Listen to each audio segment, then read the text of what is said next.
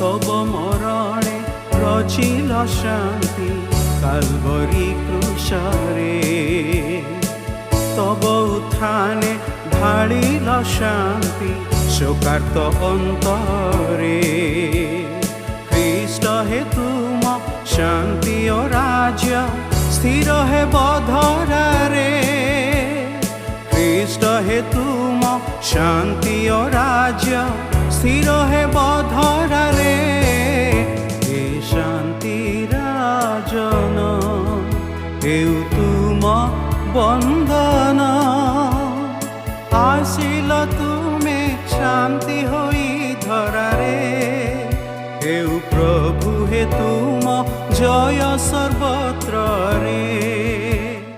प्रिय श्रोता बंधु प्रभु श्रीकृष्ण को महत् नाम रे आपण को शुभेच्छा। पवित्र बाइबल रो माथ्यू लिखित सुसमाचार 12 अध्याय 20 पदरे आम माने एपरि पाठ करू। न्याय को जययुक्त न करिबा पर्यंत से छेचा नल भांगिबे नाही पुणी सधुम सलिता लिभाइबे नाही से छेचा नल भांगिबे नाही। यार अर्थ कौन? पाप हेतु मनुष्य सत्यरू विपथ को जाई अछि ईश्वरंकर उपस्थिति और सहभागितारू अलगा होई अछि नैतिक विवेक भ्रष्टतार शिकार होई अछि ताहार अवस्था ताहा जगु पृथ्वीर दुर्दशा इत्यादि ताहार पापर परिणाम अटे।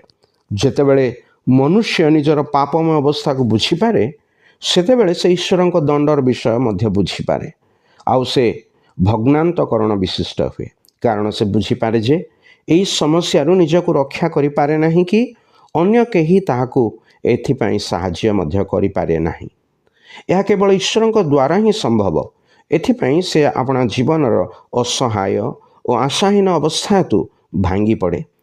एपरि लोकंकु प्रभु जीशु दंडर वार्ता दियंती नाही कि जे से मानंकु से छेचा नल परि भांगिबे से पाप क्षमा और परित्राणर वार्ता देबा पई आसिले जे केही प्रभु श्रीकृष्ण ठारे तांको मृत्यु और पुनरुत्थान रे विश्वास करी तांको निज जीवनर प्रभु और त्राणकर्ता रूपे ग्रहण करे से पाप क्षमा और परित्राण प्राप्त हुए। आपण मध्य जेपरि तदनुरूप करी परित्राण प्राप्त हेबे पाप क्षमा प्राप्त हेबे ईश्वरंक निकटरे आपणकर निमंते आमर ए प्रार्थना।